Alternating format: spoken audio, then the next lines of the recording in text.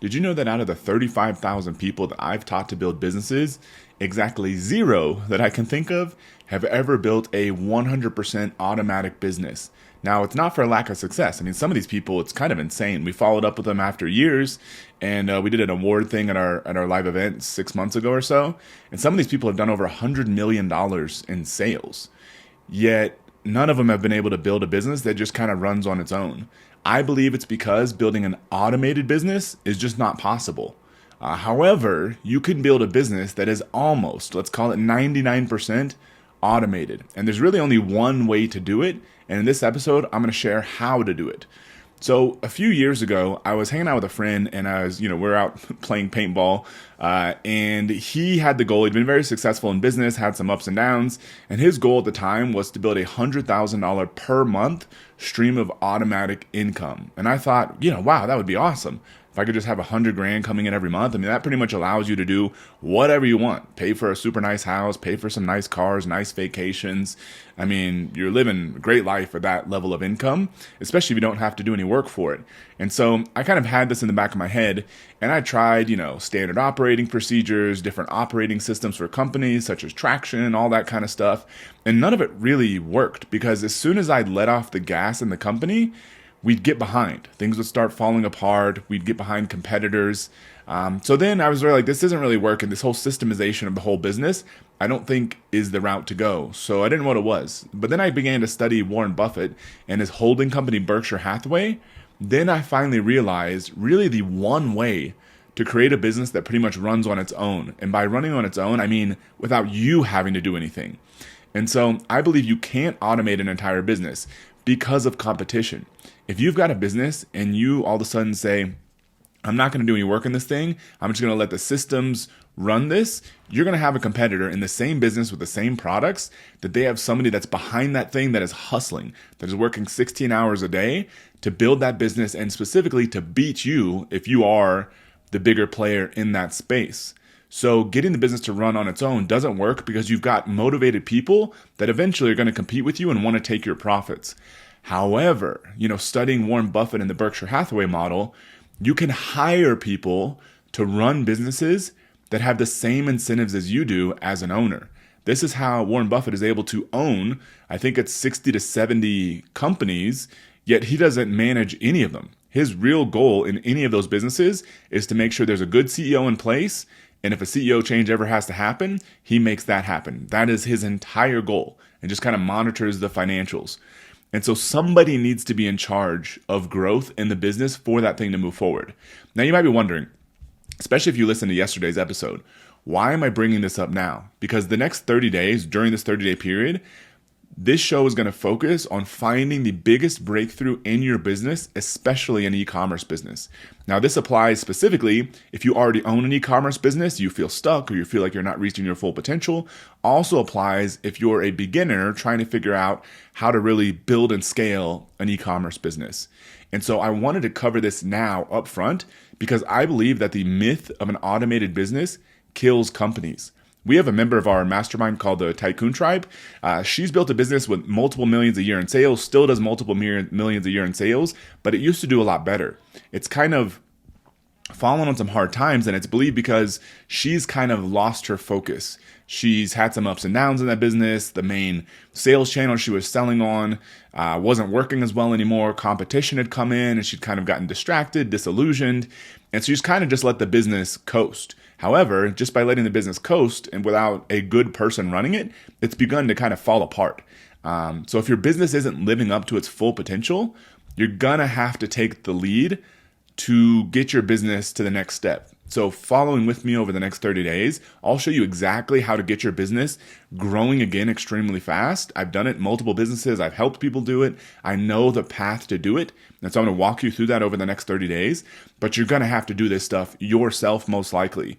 You may be able to hire somebody, but I'll talk about in a second. You're probably going to be in a better position to hire them after a little while. I don't believe that you can coast your way to growth if your business is stuck. You need to find the same energy and enthusiasm that you once had. And I'm going to talk about that in a future episode, specifically as part of this series. Then once your business is healthy, Then you can hire a CEO to run it and keep growing. Because once your business is healthy, you have the sales growth to excite people. They see the opportunity there. You have more profits that allows you to afford to hire somebody else to run the business while still paying yourself, and to give them a good incentive structure to want to grow it even further. And so those all are good things when it comes to hire somebody else to run it. So right now, I think you have to find a way to get motivated and do this yourself. Because the only other alternative to a quote unquote automatic business is really just to sell the business. But if your business is not where you want it to be right now, it's probably not going to be at the valuation that you want. You can sell it, get some cash in your pocket, invest that money in an index fund or something else where you literally have to do zero work, and that is automatic income, the dividends or appreciation from that. However, it's probably not realizing the full financial potential of your business. So hopefully that's not the alternative that you choose right now. The best option is to get your business thriving again, and then you'll have all the options you want. You can sell your business at that point for maximum valuation. You can hire somebody to take over your job and run the business while you just extract cash and manage that person. Or you have other options at that point too. Just keep running it for cash flow, and maybe you love running your business again. So once you get your business to that point, which is the purpose of this 30-day series on this daily show, to find that big breakthrough so your business is successful again, then you have all the options in the world that are great options. And so that you know, because I've done this before, kind of fast forwarding to the end game of this, if you ever want to keep running your business or keep owning your business while somebody else runs it, you don't have to do all the work. This is how you can get somebody else to do 99% of everything, and you just focus on the 1% of managing that one single person, monitoring the financials, and replacing that one person if they ever underperform or decide they don't want to do it anymore. So the way to do this is, first, you hire this key manager, most likely from within, somebody already inside your business that's familiar with it, that maybe you think has the chops or ability to be a higher level manager in the company, and maybe start grooming them over a period of a year or so, giving them more and more responsibility, showing how you make decisions, asking them how they would make the same decision, and then you giving them feedback based on that.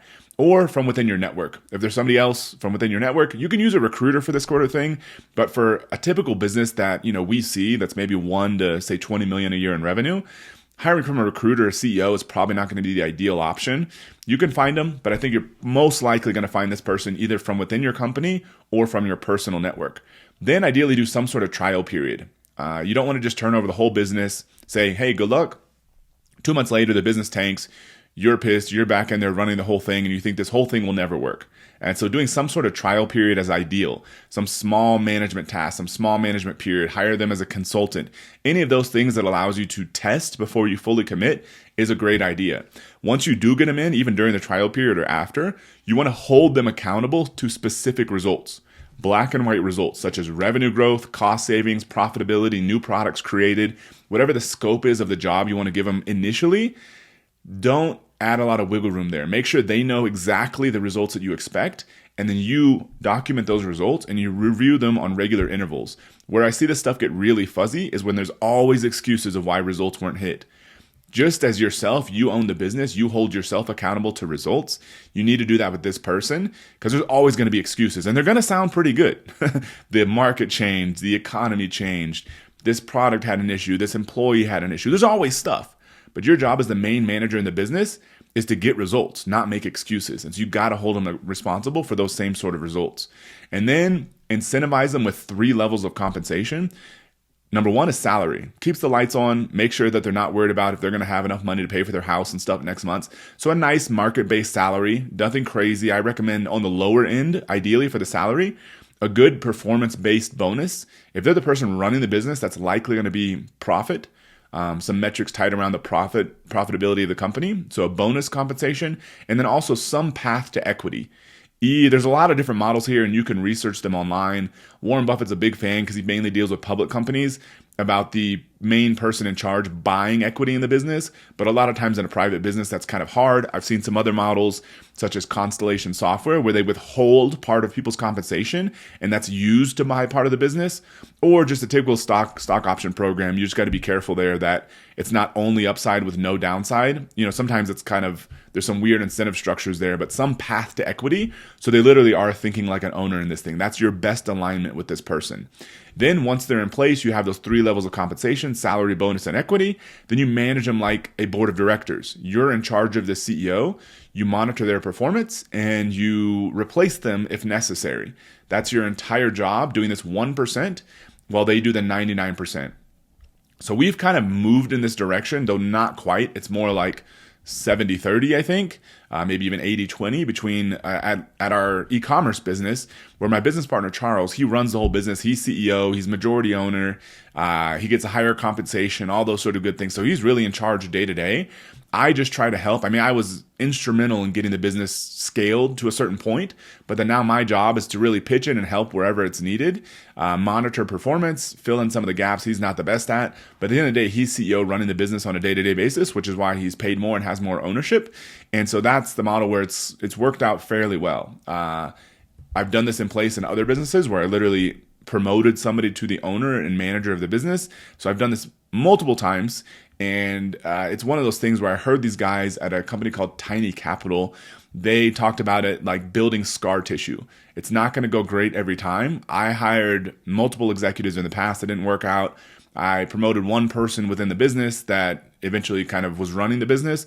Also didn't work out, just not the right skill set for our company. And so you got to kind of build this scar tissue. You maybe not knock it out of the park the first time around, but the alternative is you either sell your business or you run it forever yourself, which are maybe not great options depending on your goals. So you got to find some way to learn how to get people in the business running it for you. If you can accomplish that, the same thing that Warren Buffett does, Richard Branson does. He's got people that are operating as CEOs within these businesses, and they get to do what they're the absolute best at, and they don't have to do anything else. And so that's, I think, the end goal for you, unless you just want to be CEO forever, which is fantastic.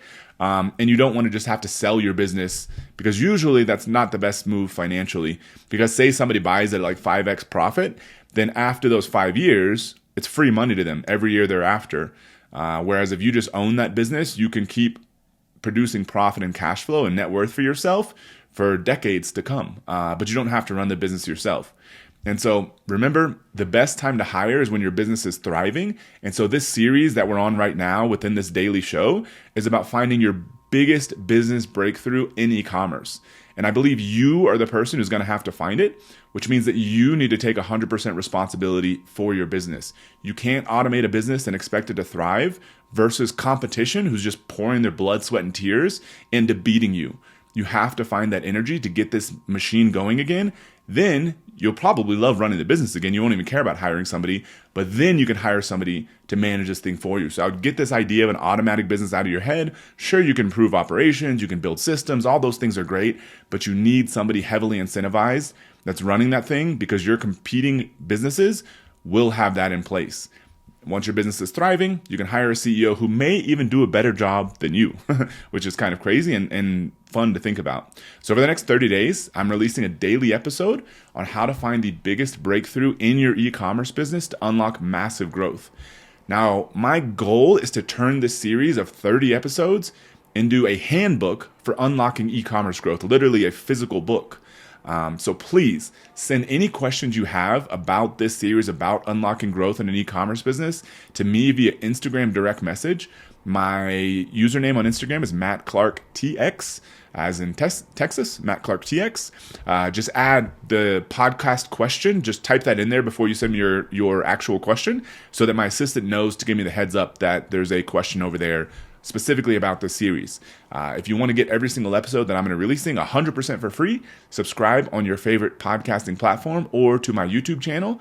And also, if there's somebody else you know owns an e-commerce business or wants to start one that you think could use a big breakthrough, please share this show with them so they can go on this journey with you. Thank you for listening, and I'll see you tomorrow.